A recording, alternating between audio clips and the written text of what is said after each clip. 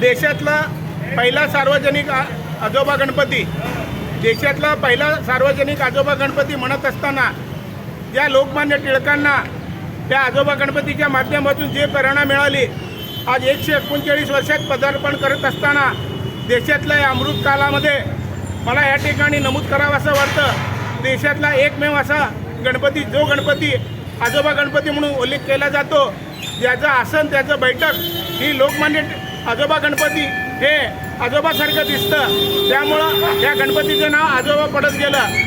139 वर्षापूर्वी आमच्या पूर्वजांनी या गणेशाची स्थापना केली, त्यावेळेस हे मागं जी मूर्ती आहे ही तिसरी मूर्ती आहे। त्या मूर्तीच्या माध्यमातून आम्ही देशभरामध्ये पोचलेले आहेत। ज्या पद्धतीनं देशात अनेक असे ब्रँड आहेत, लोकमान्य टिळकांनी स्थापन करण्या अगोदर 7 वर्ष या आजोबा गणपतीची स्थापना झाली।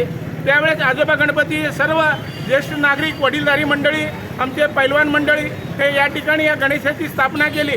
तसं पाहायला गेलं तर गणेशोत्सवाच्या दरम्यान महालक्ष्मी असते, त्या महालक्ष्मीच्या माध्यमातून लोकमान्य टिळक जेव्हा सोलापूरचे सुपुत्र अप्पासाहेब वारे यांच्या घरी आल्यानंतर, ते या ठिकाणी बसारा वाडे यांच्यामध्ये आल्यानंतर त्यांना जाणीव झाली या ठिकाणी एक सार्वजनिक स्वरूपाचा गणपती बसवला जातो आणि त्या ब्रिटिश कालावधीमध्ये एखादा उत्सव, एखादी जयंती किंवा एकत्र जमणंसुद्धा हा कायद्याने गुन्हा असायचा, त्यावेळेस ते धरपकड करायचे।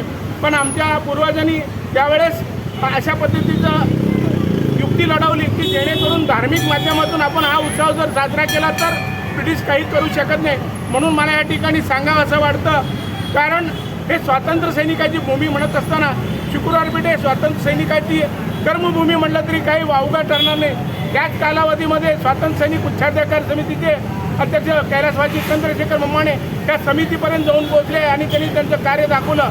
मला अजून एक या ठिकाणी उल्लेख करावा असा वाटतो, आत्तापर्यंत जे ह्या मूर्ती झालेल्या आहेत ते इको फ्रेंडली मूर्ती आहे। अलीकडच्या काळामध्ये इको फ्रेंडली हे एक विज्ञानात्मक असं झालं, पण आम्ही उल्लेख स्वाभिमानानं इच्छितो इको फ्रेंडली गणपती असल्या कारणानं कोण याला वादग्रस्त करू शकत नाही। पुणे, मुंबई, ठाण्यामध्ये जेव्हा लोकमान्य टिळकांनी चालू केलं ते आमच्यानंतर 7 वर्षानंतर, आता अनेक मंडळाचं ठिकाणी नाव नाही, पण पूर्वी सोलापूरनं स्वातंत्र्य 3 दिवस अगोदर भोगलं।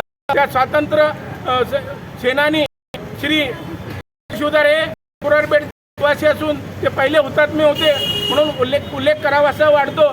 त्या 4 वेशीमधला राहणारा हा गणपती विजापुरेस, तुळजापुरेस, कुंभारेस, बाळीवेस हा आजोबा गणपती या ठिकाणी उल्लेख करावा वाटतो।